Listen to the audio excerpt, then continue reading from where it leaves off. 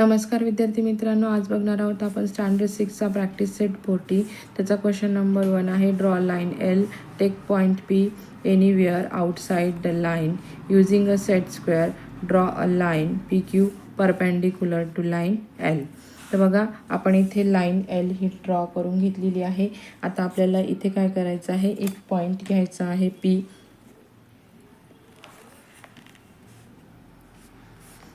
एक आउटसाईडला आपण हा पी पॉईंट घेतलेला आहे आणि तिथून आपल्याला एक परपेंडिक्युलर लाईन काढायची आहे.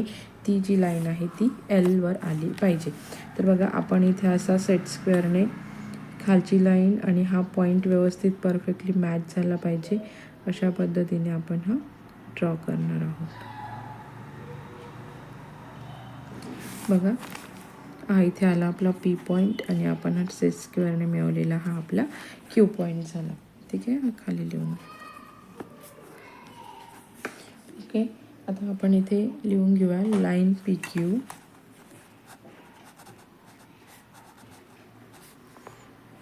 Perpendicular line L. ओके, आता याचा क्वेश्चन नंबर 2 आहे. Draw line A B, take a point M anywhere outside the line using a compass and ruler.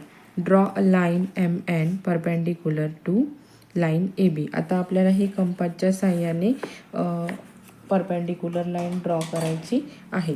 ठीक आहे, एम हा पॉईंट जो आहे तो आपण एक इथे घेऊया. ठीक आहे,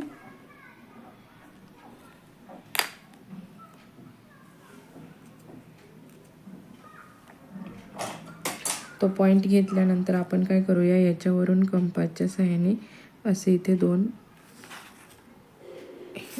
एक मार्क करून घेणार आहोत त्या पॉईंटवरती ठेवून. आणि मग आता आपण ह्याच्यावरती कंपास ठेवून आणि आपण हे त्याचे सेंटर म्हणजे जी लाईन तिथून परपेंडिक्युलर जाईल ते पॉईंट आर्क काढून घेणार.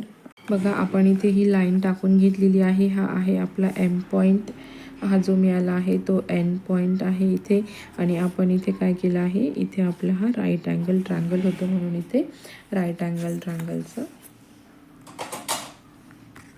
घेतलं आहे. ठीक आहे, आता आपण इथे घेऊया लाईन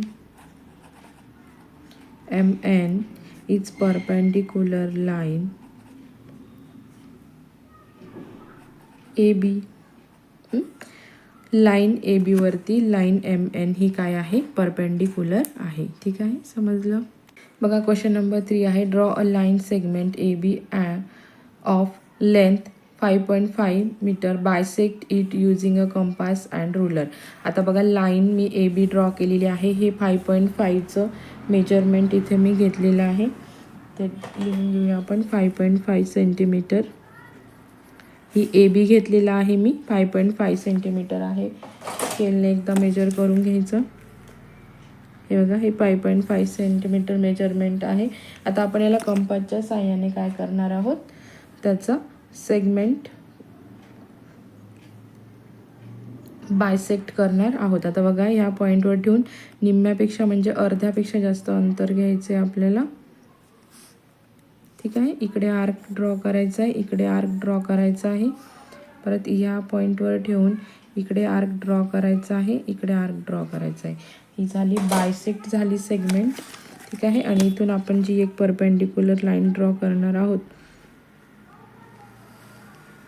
ती कोणत्या लाईनवरती येते, ए बी. ठीक आहे, इथे पण हा जो आला हा एम पॉईंट घेऊया, हा जो आला हा एन पॉईंट घेऊया. ठीक आहे, मग इथे आपण घेऊया लाईन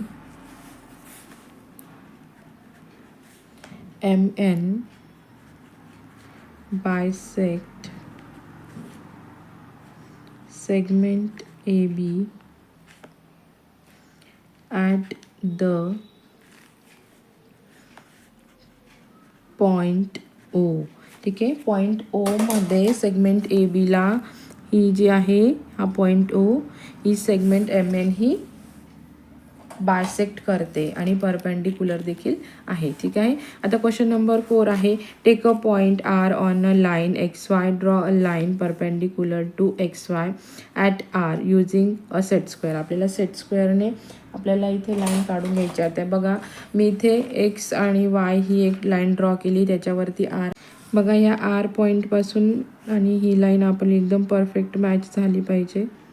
ठीक आहे. आणि ही लाईन आपण आता ड्रॉ करून घेणार आहोत. ठीक आहे. ही मी खालीपर्यंत घेते. ठीक आहे.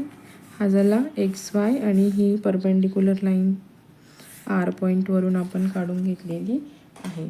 ठीक आहे. तर विद्यार्थी मित्रांनो, इझी होतं, समजलं सर्वांना.